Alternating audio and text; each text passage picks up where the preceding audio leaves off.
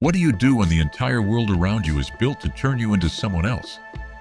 Not through violence first, through comfort, through privilege, through the slow, deliberate process of giving you a new name, a new language, a new education, a new table with the best food in the empire, until the person who arrived has been quietly replaced by someone more useful to the people running things.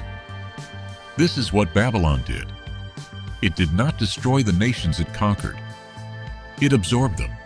It pulled the sharpest minds from every defeated country, put them through a program, and produced loyal, educated, thoroughly Babylonian servants of the king, efficient, effective, and completely lethal to anyone who knew who they were before they walked through the gates.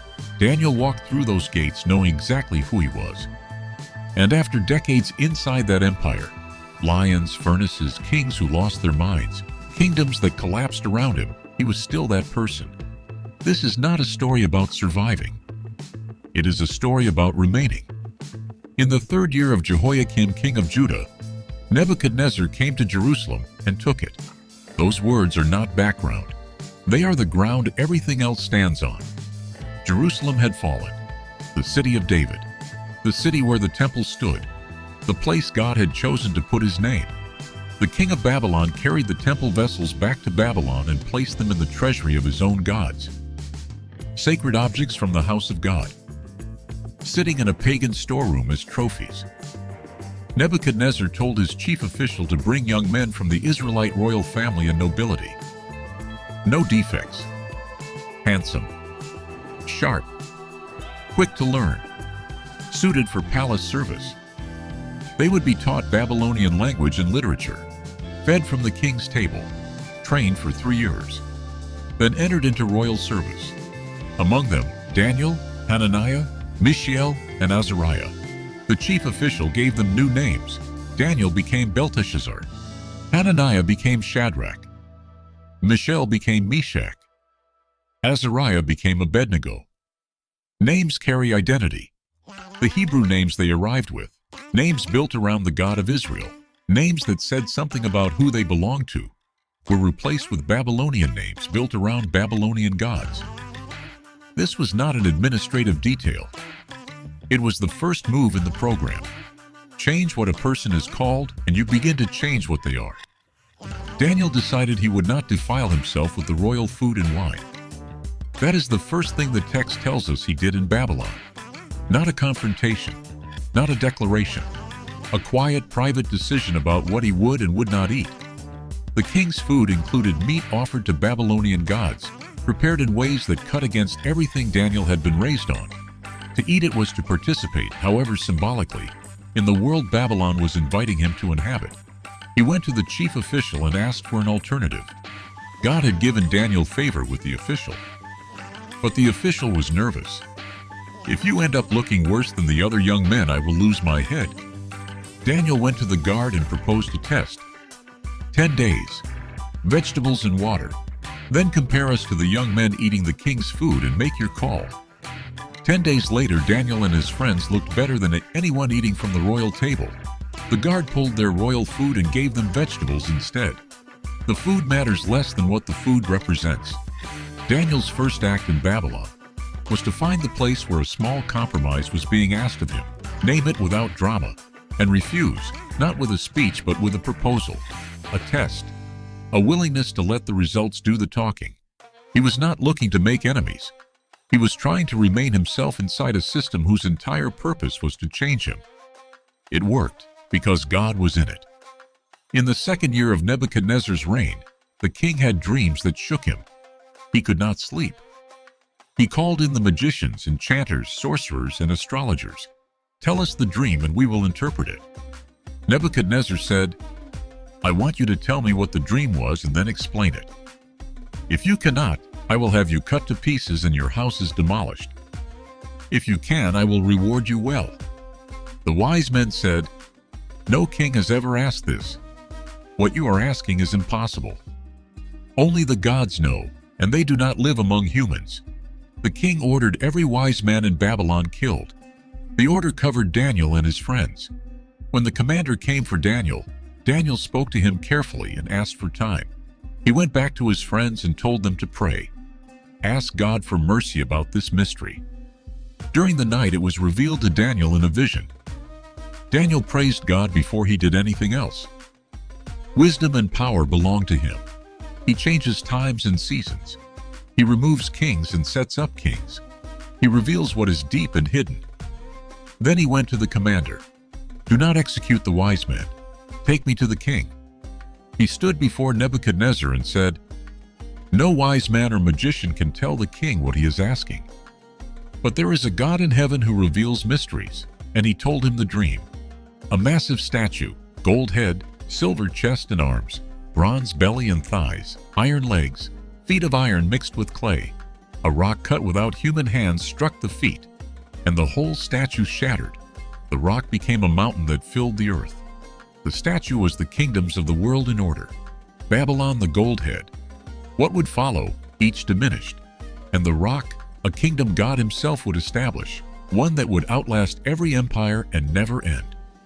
Nebuchadnezzar fell face down before Daniel.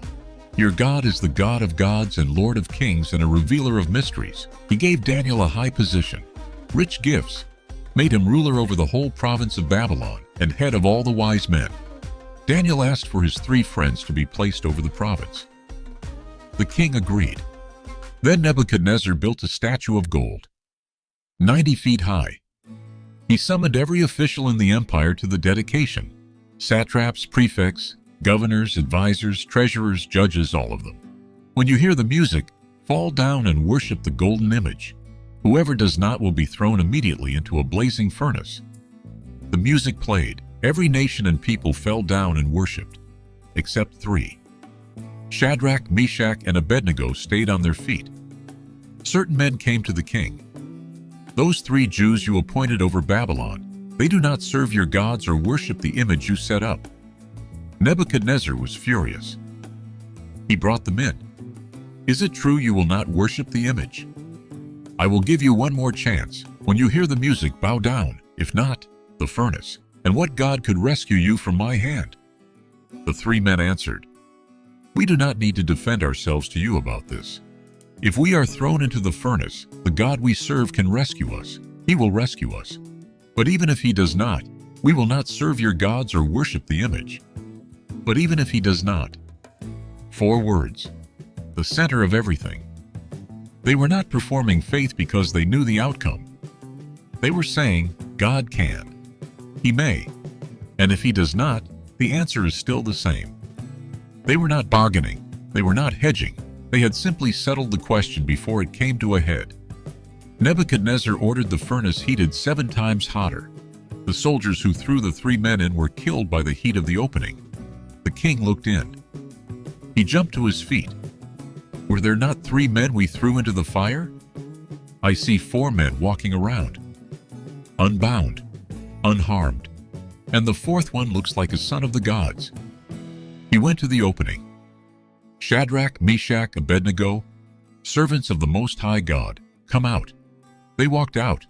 No burn on their skin, no hair singed, not even the smell of smoke on their clothes. Nebuchadnezzar said, Praise the God of Shadrach, Meshach, and Abednego. No other God can save like this. Nebuchadnezzar had another dream. A tree at the center of the earth, enormous, reaching the sky, visible from every direction. Animals sheltering under it, birds in its branches. Then a voice from heaven, cut it down, strip the branches, scatter the fruit. But leave the stump in the ground, bound with iron and bronze, drenched with dew, living among the animals, until 7 times pass over him. Daniel heard the dream and went quiet for a while before speaking. The tree was the king. The cutting down was coming. Nebuchadnezzar's mind would leave him. He would eat grass like an animal, live in the fields, be soaked with dew. 7 years, until he acknowledged that the Most High is sovereign over human kingdoms and gives them to anyone he chooses. Daniel told him, Turn from your sins. Do what is right. Show mercy to the oppressed. Maybe your prosperity can continue. 12 months later, the king was on the roof of his palace looking out over Babylon, and he said, Is this not the great Babylon I have built by my own mighty power for my own glory? The words were still in his mouth when a voice came from heaven. Your authority is taken. You will be driven from people and live with animals." It happened immediately. He was driven out. He ate grass like cattle. His body was drenched with dew. His hair grew long like eagle feathers, his nails like bird claws. At the end of 7 years, Nebuchadnezzar looked up toward heaven and his mind came back. He praised God. He said, "His dominion is eternal. His kingdom lasts from generation to generation. All the peoples of the earth are nothing compared to him. He does what he wants with the powers of heaven and with people on earth. No one can hold back his hand." The greatest king on earth spent 7 years eating grass to learn the one thing his power had made it impossible to see. He was not the one in charge. Nebuchadnezzar died. Belshazzar, his son, became king. Belshazzar threw a banquet for 1,000 nobles. They drank. And as they drank, he gave the order to bring in the gold and silver goblets taken from the temple in Jerusalem.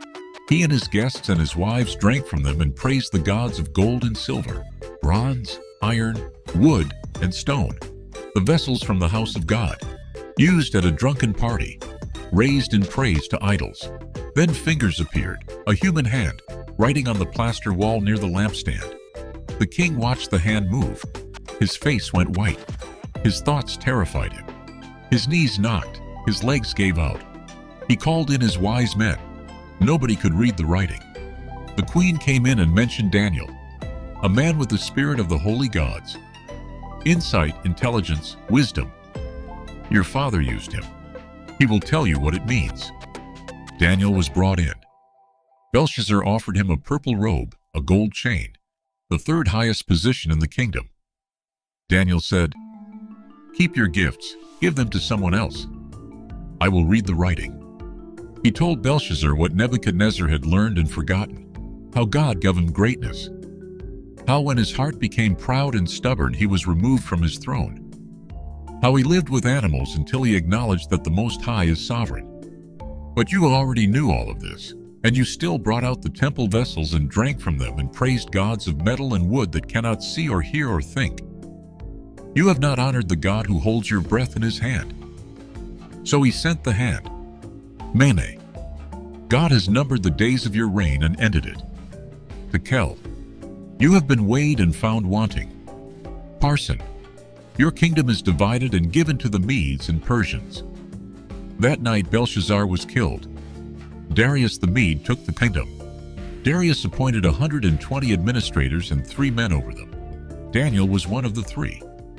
He outperformed everyone so completely that the king planned to put him over the whole kingdom. The other officials looked for something to use against him. They searched his record. Nothing. No corruption. No negligence, no mistakes. He was trustworthy in everything. They said to each other, "We will never find anything to charge him with unless we use his relationship with his God." They went to the king and talked him into a decree. For 30 days, no one could pray to any god or person except Darius. Penalty: the lion's den. Darius signed it. Daniel went home. His upstairs windows faced Jerusalem. He got on his knees and prayed 3 times, giving thanks to God, just as he had always done. That sentence is everything. He did not make a heroic choice to defy the king. He made no choice at all. He did what he had always done. The decree could not touch the thing it was trying to stop because the thing it was trying to stop had been going on for decades. The prayer was not a response to the crisis. It was what had been holding him together long before the crisis existed. The officials found him and reported to the king. Darius was devastated. He worked until sundown trying to find a way out. The men come back. The law cannot be changed. Daniel was brought and thrown into the lion's den. A stone was placed over the opening and the king sealed it with his own ring. He went back to the palace. No food, no entertainment. He could not sleep. At first light he ran to the den and called out, "Daniel, servant of the living God, has your God been able to rescue you?" Daniel's voice came out of the pit. "My God sent his angel and shut the mouths of the lions. They have not hurt me." The king had Daniel pulled out. Not a mark on him. The men who had accused Daniel were thrown into the den with their families. Before they hit the ground, the lions had them. Darius sent a decree across the whole empire: fear the God of Daniel. He is the living God. He endures forever. He rescues and saves. He performs signs and wonders. He rescued Daniel from the power of the lions. 4 things stay with me.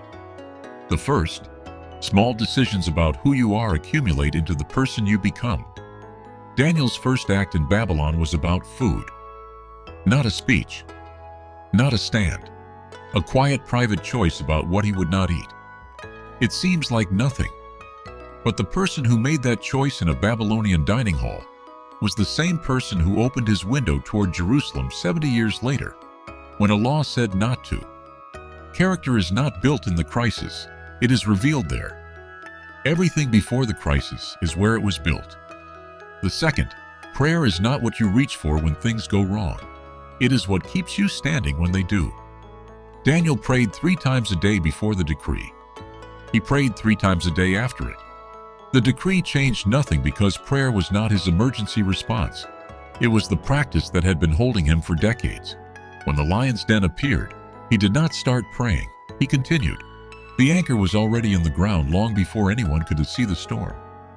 The third, every king who has ever believed he was running things was wrong.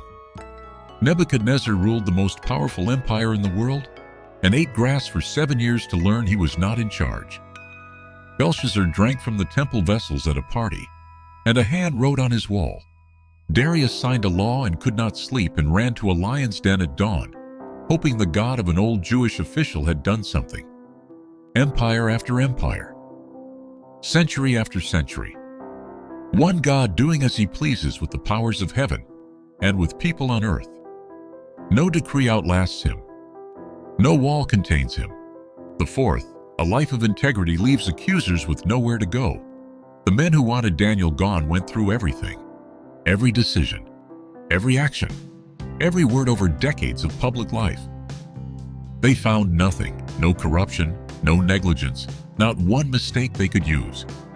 The only opening was his relationship with God, and when they tried to use that, they discovered what it cost them. What would your accusers find if they went through your record that carefully? It is not a comfortable question, but it is the right one. Daniel opened his window toward Jerusalem, got on his knees, prayed, just as he had always done. Based on Daniel 1-6.